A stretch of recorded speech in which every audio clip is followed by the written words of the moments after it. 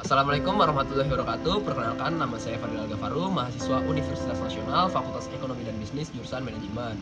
Pada video ini saya akan membahas salah satu materi dari mata kuliah analisis kinerja keuangan yang berjudul analisis rasio leverage. Pertama-tama saya akan menjelaskan pengertian dari analisis rasio leverage itu sendiri.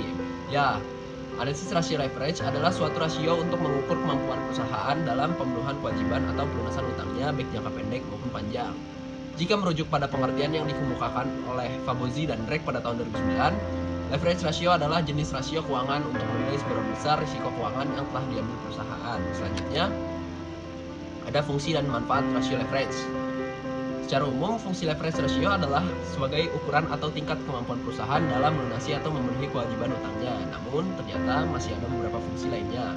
Lebih jelasnya, fungsi leverage ratio adalah sebagai berikut. Yang pertama, sebagai gambaran komposisi struktur modal untuk pembiayaan operasional perusahaan. Yang kedua, sebagai gambaran komposisi modal dari sumber utang atau pinjaman, baik jangka pendek maupun panjang, serta bunga dan dendanya.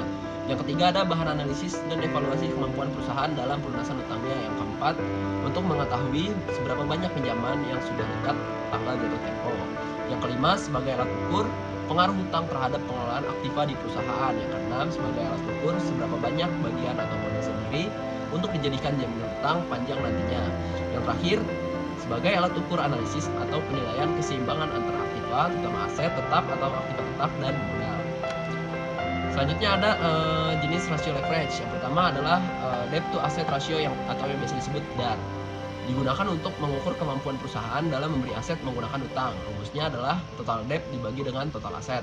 Yang kedua ada debt to equity ratio, yaitu rasio proporsi relatif antara ekuitas dan utang yang ditujukan untuk membiayai operasional atau aset perusahaan. Rumusnya adalah total debt dibagi dengan total equity.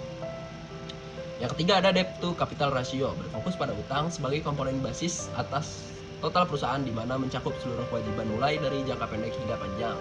Rumusnya adalah total utang saat ini dibagi dengan total ekuitas ditambah dengan total utang. Yang terakhir ada debt to EBITDA ratio, bisa disebut laba kotor di mana penghasilannya belum dikurangi beban bunga, pajak, depresiasi, serta amortisasi. Segitu aja penjelasan singkat dari saya yang dapat saya sampaikan pada video kali ini. Kurang lebihnya mohon maaf. Wassalamualaikum warahmatullahi wabarakatuh.